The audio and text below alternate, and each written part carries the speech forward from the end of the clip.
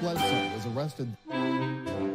Patrick Montgomery was in court. Jonathan Manapa will stay in federal custody. No, I don't take responsibility at all. 38-year-old Massachusetts resident Troy Sargent documented his crimes on social media in videos and written messages. Sargent was seen climbing the media tower on the Capitol grounds, and he was heard saying, quote, "You thought I was going to come here and not climb the fucking ladder?" He continued recording the mayhem below, and he said, quote, "We got a clash of police going. We're on the ladder. We're going up. Shit's getting fucking rowdy out here now. We got flashbangs." And after climbing down off the media tower, Sargent took part in the attack on police himself. He admits to making his way to the front of the police line where he swung his open hand at an officer and he made contact. Sargent then stepped back briefly. Then he pushed to the front of the police line again and once again swung his open hand at the same officer. This time, though, Sargent accidentally hit one of his fellow insurrectionists in the side of the head. After that, he fell back into the mob and he recorded another video saying, quote, "All right, we're pushing them back. We got gassed, we got pepper sprayed, and I duffed a cop in the face." Later, in another area of the Capitol, Sargent recorded as he stood in front of a police line and he yelled at them that they were, quote, "a bunch of fucking traitors." He also told the officers, quote, "You should be ashamed of yourselves. You took a fucking oath to the Constitution," and, quote, "fuck you guys. You guys are either with them or with us." After leaving the Capitol, Sargent confirmed in Facebook messages that he believed he punched a cop, and he wrote, quote, "I got pepper sprayed for punching a cop," and, quote, "duff that cop out twice." Sargent also said that after he was pepper sprayed, he, quote, "punched the cop 3 times. On January 8th, Sargent continued to boast about his violence. He wrote, quote, "Tell me somebody got video of me punching the cops in their visor," end quote.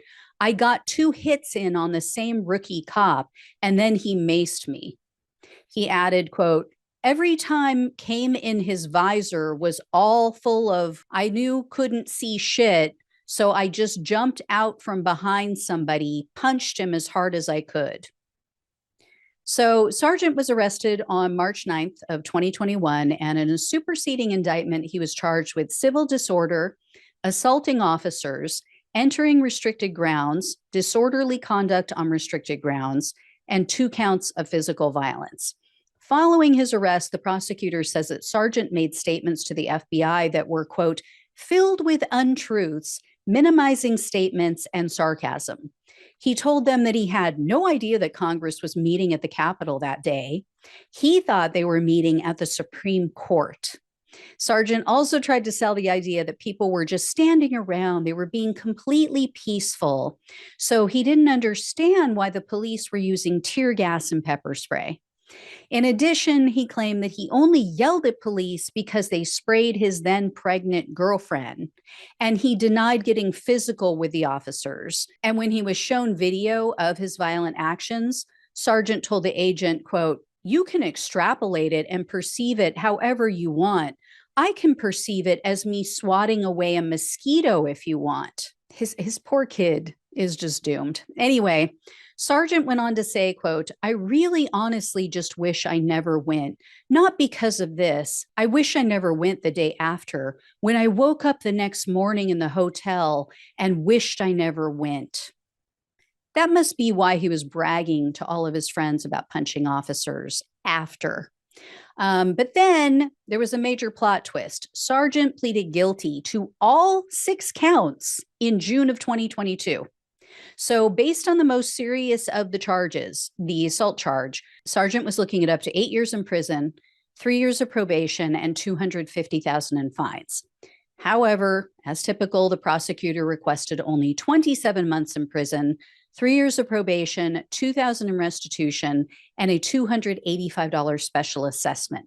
And they noted in their sentencing memo that Sargent has 4 prior arrests for assault, He also has arrests for other violent acts, although the government does admit that the arrests happened quite a while ago. U.S. District Judge Thomas Hogan presided over Sargent's case, and I couldn't find any details about the sentencing hearing, but in the end, Judge Hogan sentenced Sargent to only 14 months in prison, 2 years of probation, $500 in restitution, and a $285 special assessment.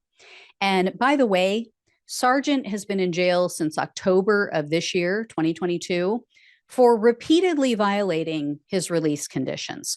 Judge Hogan wrote in his order, in part, quote, "Defendant violated the conditions of his release by using a narcotic drug or other controlled substance as defined by statute, testing positive for illicit substances on numerous occasions."